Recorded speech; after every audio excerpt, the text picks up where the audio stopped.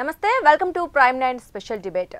తెలంగాణ రాష్ట్ర రాజకీయాల్లో ఒకవైపు అధికార ప్రతిపక్ష పార్టీల మధ్య గొడవలు కావచ్చు లేదా కేసులు ఇవన్నీ నడుస్తూ ఉంటే మరోవైపు కల్వకుంట్ల ఫ్యామిలీలో కలహాలు ఉన్నాయని చెప్పుకోవచ్చు. సొంత ఫ్యామిలీలోనే ఒకరికొకరు పడకపోవడం కావచ్చు లేదా ఒకరి మీద ఒకరు విమర్శలు చేసుకోవడం కావచ్చు ఎక్కువగా చూస్తున్నాం. సో ఇది పెద్ద తలనొప్పిగా మారిందని చెప్పుకోవాలి కేసీఆర్కి. అలాగే కల్వకుంట్ల ఫ్యామిలీ కలహాల ఫ్యామిలీగా మారిపోయింది. సో అసలు దీనికి రీజన్ ఏంటి? రీసెంట్గా ఇప్పుడే అప్డేట్ ఏంటి అంటే లేటెస్ట్ అప్డేట్ కవితని కూడా పార్టీ నుంచి సస్పెండ్ చేస్తున్నట్లుగా అధికారికంగా ప్రకటించేశారు. సో ఎందుకు ఇలాంటి నిర్ణయం తీసుకున్నారు? అసలు ఈ కంప్లీట్ దీని వెనక ఉన్న అసలు ప్రాబ్లం ఏంటి? వీళ్ళకి ఎటువంటి విషయాల్లో ప్రాబ్లమ్స్ వచ్చాయి? దాన్ని మరి ఎందుకు సర్దుకోలేకపోయారా లేకపోతే అది పీక్ స్టేజ్కి వెళ్ళిపోయి నిర్ణయం తీసుకోవాల్సి వచ్చిందా? సో ఇలాంటి డీటెయిల్స్ ఈరోజు ఈ డిస్కషన్లో దీని గురించి మనం మాట్లాడుకుందాం. సో మనతో పాటు జాయిన్ అవుతున్నారు నరేష్ ప్రజాపతి గారు, జాగృతి ఆర్గనైజేషన్ సెక్రటరీ ఉన్నారు. సో ఆయనతో మాట్లాడదాం. ఫస్ట్ నమస్తే అండి నరేష్ గారు. నరేష్ గారు, మనం చూసుకున్నట్లయితే కల్వకుంట్ల ఫ్యామిలీలో అసలు ఏం జరుగుతోంది అంటే కల్వకుంట్ల కాదు కలహాల ఫ్యామిలీ అంటున్నారు అందరూ. అంటే వాళ్ళకే పడట్లేదు.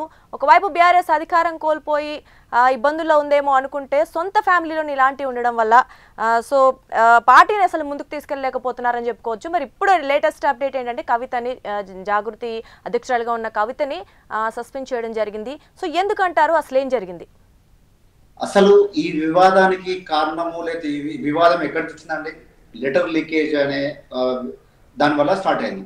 ఓకే, కవిత గారు ఏమన్నారంటే, నేను మా డాడీకి రాసిన లెటరు, నేను ఇప్పుడు కొత్త కాదు, గతంలో ఎన్నోసార్లు రాశాను, మరి ఎందుకు ఈసారి నేను అమెరికాకి వెళ్ళిన పర్యటనలో బాగా నేను వచ్చే రోజు మాత్రం ఎందుకు లీక్ అయింది? అది దాని వెనుక ఉన్నటువంటి బాధ్యత ఎవరు? దాని లీక్ని దాన్ని పెద్దగా చూపించే ప్రయత్నం ఎవరు చేసిరు? మీడియా మేనేజ్మెంట్ ఎవరు చేసిరు?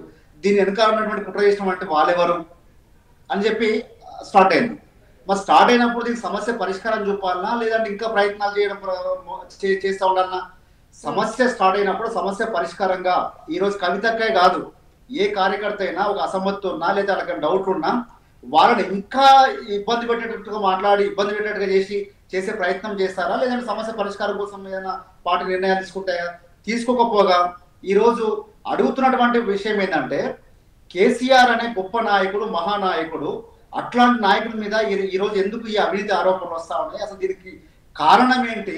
ఎందుకు మీరు స్పందించట్లేరు? ఎందుకు పార్టీగా మీరు ఎందుకు పిలుపునివ్వట్లేరు? గట్టిగా ఎందుకు మాట్లాడలేకపోతా ఉన్నారు? ఎందుకు ఈ వ్యవస్థ మీద తెలంగాణ సమాజానికి గల్లీ దాకా ఎందుకు తీసుకోలేకపోతా అని చెప్పి అడిగిరండి. దీనికి మూల కారణం గతంలో ఉన్నటువంటి పేరుతో సహా చెప్పారు. మరి ప్రభుత్వం ఉన్నటువంటి అధికారం ఉన్నటువంటి పార్టీలు కొంతమందిని పక్కన పెట్టింది, అధికారం పక్కన పెట్టింది, కేవలం కేసీఆర్ గారి పేరు మాత్రం తీసుకుంటా ఉంది.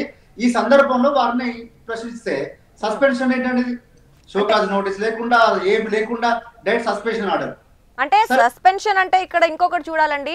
అంటే కవిత గారు కూడా గతంలో ఎప్పుడైతే లెటర్ లీక్ అయిందో అప్పుడు కూడా అంటే ఇంట్లో మాట్లాడుకోవచ్చు లేదా అందరికీ తెలియాల్సిన అవసరం లేదేమో మీడియా ముందుకు వచ్చి మాట్లాడడం జరిగింది. అండ్ హరీష్ రావు గారు కావచ్చు, సంతోష్ రావు, ఇలా వాళ్ళ పేర్లు కూడా ఆవిడ రీసెంట్గా మెన్షన్ చేయడం జరిగింది. సో అంటే ఆవిడ కూడా సభాముఖంగా అందరికీ తెలిసే విధంగానే డైరెక్ట్గా చర్యలు తీసుకుంటున్నారనే ఒక కారణం అయ్యి ఉండొచ్చు కదా? తప్పకుండా. ఇప్పుడు కూడా అదే స్టాండ్ మీద ఉంటాం. మేము ఏమంటా ఉన్నాము, మొదటి నుంచి తెలంగాణ జాగృతిగా పోరాటాలు చేస్తాం, సాంస్కృతిక వైభవం కోసం పోరాటాలు చేస్తా ఉన్నాం, తెలంగాణ ఉద్యమంలో పాటుపడ్డాం. ఇప్పుడు కూడా ఒకటే ఏంటంటే, సారు కేసీఆర్ గారి మీద నిందలు ఆరోపణలు చేసినప్పుడు ఎందుకు మీరు స్పందించట్లేదు? ఎందుకు మీ వ్యక్తిగత విషయాల మీదకి వచ్చినప్పుడు ప్రత్యేకంగా స్పందిస్తా ఉన్నారు? సార్ మీద ఎందుకు స్పందించలేకపోతా ఉన్నారు? పార్టీ దాని మీద అందరినీ ఒకేలాగా ఎందుకు చూడలేకపోతున్నారు? తన మీద అయితే ఒకలాగా, లేదా ఇంకో వారి మీద కేసులో ఇంకో నోటీసులు అయితే ఒకలాగా ఎందుకు చూస్తా ఉన్నారు?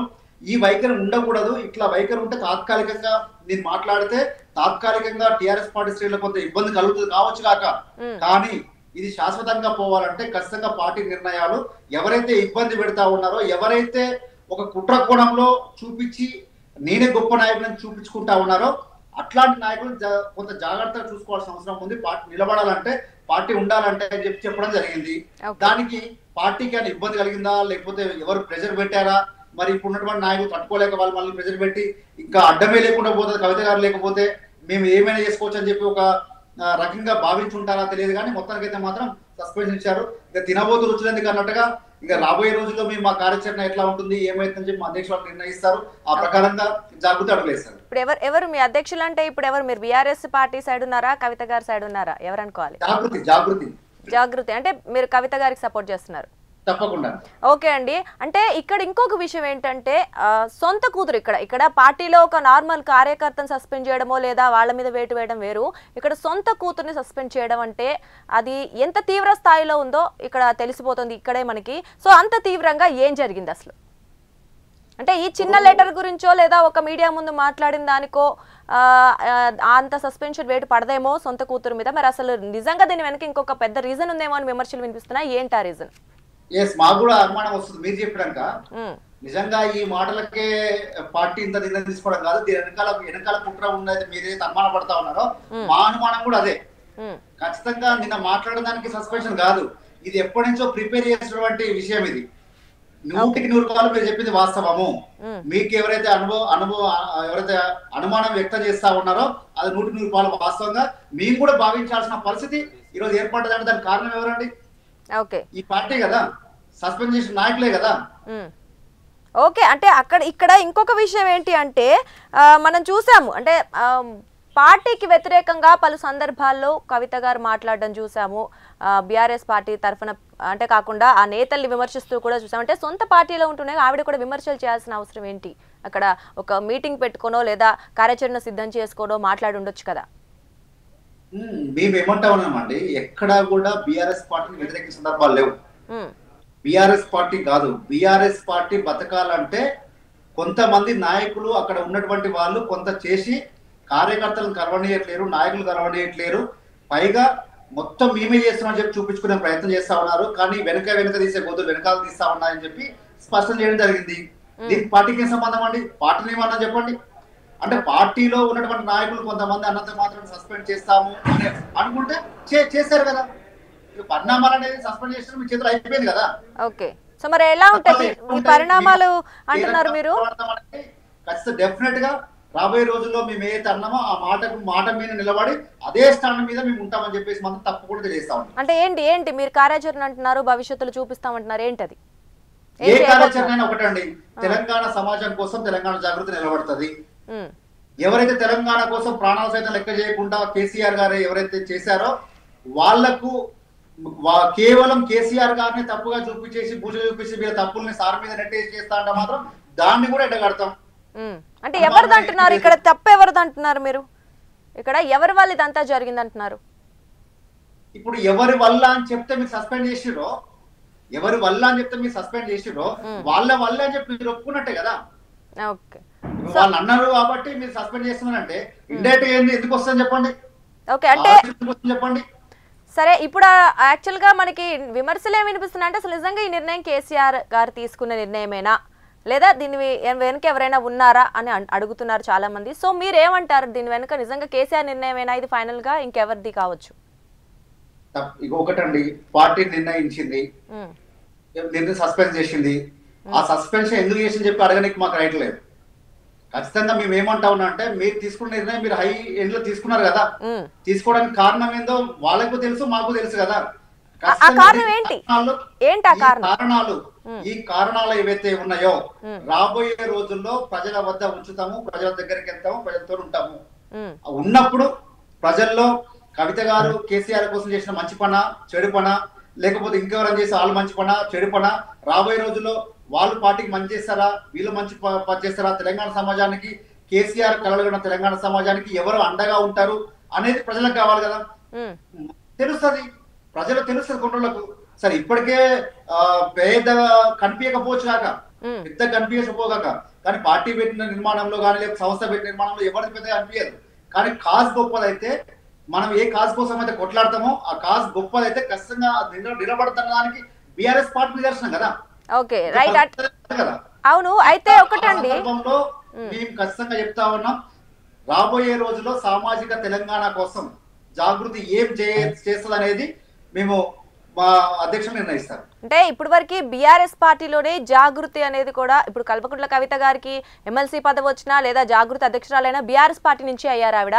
సో ఇప్పుడు బీఆర్ఎస్ పార్టీని సస్పెండ్ చేస్తే మరి జాగృతి ఉంటుందా? అసలు జాగృతి ఉంటుందండి, జాగృతి సంస్థగానే ఉంటుంది కదా, సంస్థగానే ఉంది కదా, 2006 సంస్థగానే ఉంది కదా. ఆ హక్కు దాని మీద అధికారము కేసీఆర్ గారికే ఉంటుంది. పోషించింది కూడా జాగృతినే కదా, అందరితో పాటు జాగృతి కూడా క్రియాశీల భూమిక పోషించింది కదా. మరి కవిత గారు కూడా క్రియాశీలక భూమి పోషించారు కదా, ఉమ్. కలెక్టర్ కదా. రైట్ అండి. ఇప్పుడు ఎవరైనా తెలంగాణ జాగృతి ఏంటి అంటే క్రైసిస్ కొత్త ఏం కాదు. ఇట్లాంటి ఒకవేళ మీరు అనుకున్నట్టుగా ఏదన్నా ఇబ్బంది పాలు చేస్తామంటే అవన్నీ పెద్ద సమస్యలు ఏమి కావు. కవిత గారు చాలా ఓపిక పట్టారు. తన మీద కేసులైనా కూడా స్పందించకపోతే కూడా ఓపిక పట్టారు. కానీ ఏ అధినాయకుడైతే ఏ తండ్రికైతే ఈ జరగకూడదు సిబిఐ నోటీసులు చెయ్యకూడదు అంటే ఎక్కడా కూడా అట్లాంటి అవినీతికి ఛాన్సే అంటే అతను చెయ్యడు అని నమ్మకం ఉన్నటువంటి దగ్గర నోటీసులు ఇస్తుంటే మనం ఏం చేస్తా ఉన్నాం, మన పార్టీ నాయకత్వం ఏం చేస్తా ఉంది, మనం ఎందుకు స్పందించలేకపోతా ఉన్నాం, కేవలం కొంతమందిని కాపాడుకోవడానికి మాత్రం ఎందుకు మాట్లాడుతా ఉన్నాం అనేది ప్రశ్న, ఇక్కడ సూటి ప్రశ్న. అంటే మీ ఉద్దేశం ఏంటంటే కవిత గారు ఎప్పుడైతే జైలుకి వెళ్ళారో అప్పుడు ఎవరు పట్టించుకోలేదు అంటున్నారా బీఆర్ఎస్ పార్టీకి సంబంధించి? డెఫినెట్ కదండి. అంటే పట్టించుకోకపోతే కేటీఆర్ గారు వెళ్ళడం చూసాము మనము. సస్పెండ్ చేసిన తర్వాత పోయేది ఏముంది, పార్టీ నుంచి ఉన్నప్పుడు వచ్చింది ఏముంది అన్నదానికి ఇది ఒక నిదర్శనమే కదా. అంటే ఒకటండి, తీన్మారు మల్లన్న గారు ఒక మహిళను చూడకుండా నీ కేసీఆర్ గారు కూతురా కేటీఆర్ గారి చెల్లెనా కాదు, ఒక మహిళకు జరిగిన అన్యాయం ఖండించాలి కదా పార్టీ. అంటే ఒకటి దీనికన్నా ముందు మీరు ఏమంటున్నారంటే మీరు జైలుకి వెళ్ళినా ఆవిడ లిక్కర్ స్కామ్ కేసులో ఒక వన్ ఆఫ్ ద నిందితురాలుగా ఉన్నప్పటికీ కూడా మీరు ఎవరు పట్టించుకోలేదు అంటున్నారు. అప్పుడు కేటీఆర్ వెళ్ళారు, హరీష్ రావు వెళ్ళారు, బెయిల్ కోసం చాలా ట్రై చేశారు. అండ్ వచ్చిన తర్వాత కూడా కవిత గారు కూడా వెంటనే ఫ్యామిలీ దగ్గరికి వెళ్ళి కేటీఆర్ గారిని అందరినీ కలవడం జరిగింది. అప్పటి వరకు ఏమి విభేదాలు కనిపించలేదు కదా, మీరు దానికన్నా ముందే ఉందని ఎలా చెప్తారు? మీరు న్యూస్ ని వారి ఆవేదన కూడా దానికి జత చేయండి. ఆవేదన ఏంటంటే కవిత గారు సందర్భంలో చెప్పారు, నేను జైల్లో ఉన్న సందర్భంలో కూడా నాన్నగారిని వద్దని చెప్పాను, నాన్నగారు ఆ పరిసరాలకే ఉండకూడదు అని నమ్మేదాన్ని, రాకూడదు అని నమ్మేదాన్ని. మరి అట్లా నమ్మేదాన్ని ఆయనకే నోటీసులు ఇచ్చి ఆయనే ఇబ్బంది పాలు చేస్తే ఇంకా అంతకంటే ఎక్కువ ఏం కావాలి చెప్పండి? ఎవరు చేస్తున్నారు ఎవరు ఆయన ఇబ్బందులు ఈ రోజు అన్న మాట కదా. తాను జైలు జీవితం అనుభవించి వచ్చినప్పుడు కూడా ఇదే మిత్రుడు జర్నలిస్ట్ మిత్రుడు అడిగితే కేసీఆర్ గారు మీ దగ్గర రాలేదంటే నేనే వద్దని చెప్పాను, డాడీ అక్కడ దాకా రావాల్సిన పరిస్థితి రాకూడదు, మేము ఎన్ని కష్టాలు పడ్డా, పార్టీ కోసం కష్టాలు పడ్డా, లేకపోతే మా మీద కక్ష తీర్చుకోవడం కోసం కేసీఆర్ గారి మీద కక్ష తీర్చుకోవడం కోసం మమ్మల్ని ఇబ్బందులు పెట్టినా మేము అనుభవిస్తాం, కానీ సార్ దాకా రాకూడదు అని ఒక బలమైన నమ్మకంతో చెప్పినటువంటి మహిళగా తన కూతురుగా ఇంకా ఆవేదన ఉండడం తప్పేమో చెప్పండి. ఓకే, అది పక్కన పెడితే మీరు అన్నారు కావాలనే తన్ని కేసులో ఇరికిచ్చారు అంటున్నారు. సో అది ఎంతవరకు మీరు దానికి సంబంధించి ప్రూఫ్స్ ఉన్నాయా మీరు మీ దగ్గర? అంటే లైక్ బీఆర్ఎస్ పార్టీకి సంబంధించిన నేతలే దీన్ని వెనుకున్నారు అన్నట్టు ఇండైరెక్ట్ గా మీరు ఇప్పుడు చెప్పడం జరిగింది. మరి ఏంటి దానికి వెనుక రీజన్ ఏంటి? మేమేమంటా ఉన్నామంటే సరైన తీరులో స్పందించకపోవడాన్ని తప్పుపడతా ఉన్నాం. సరైన తీరు స్పందించకపోవడం తప్పుపడతా ఉన్నాం. సరైన తీరు అంటే చేసేదాన్ని తప్పుపడతా ఉన్నాం. అంతే తప్ప కేసీఆర్ గారి అట్లాంటి తప్పులను కూడా దిగమింగుకున్నాం, అట్లాంటి తప్పులు కడుపులో పెట్టుకున్నాం, కానీ ఏ రోజు ఏం మాట్లాడలేదు. కానీ అది డైరెక్ట్ గా సారు దాకా వచ్చేటప్పటికి కూడా మీరు పట్టించుకోకపోతే అది ఎక్కడ పోతారనే దాని మీద స్పందించినాం. ఖచ్చితంగా రాబోయే రోజుల్లో కూడా అదే రకంగా ఉంటుంది, దీంట్లో అనుమానం ఏం లేదు.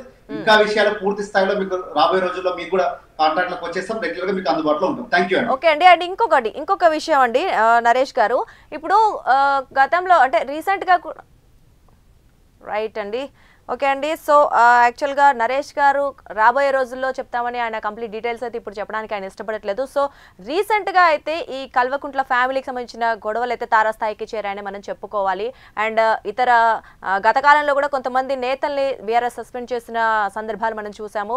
సో అలాగే ఈ రోజు కూడా కన్న కూతురైనప్పటికీ కూడా పార్టీకి వ్యతిరేకంగా ఉన్నారనే ఒక రీజన్ తోటి కల్వకుంట్ల కవిత గారిని పార్టీని సస్పెండ్ చేశారు, అధికారికంగా ప్రకటించడం జరిగింది.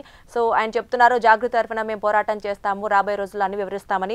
సో చూడాలి మరి దీనికి కవిత ఎలా రియాక్ట్ అవుతారో, లేదా రాబోయే రోజుల్లో బీఆర్ఎస్ పార్టీ అవ్వచ్చు లేదా కల్వకుంట్ల కవిత గారు కావచ్చు ఎలా రియాక్ట్ అవుతారు, మరి ఎటువంటి కార్యాచరణ వాళ్ళు సిద్ధం చేసుకున్నారనేది వెరీ సూన్ మనకి తెలుస్తోంది. సో ఇది ఇవాల్టి మన స్పెషల్ డిబేట్. నమస్తే.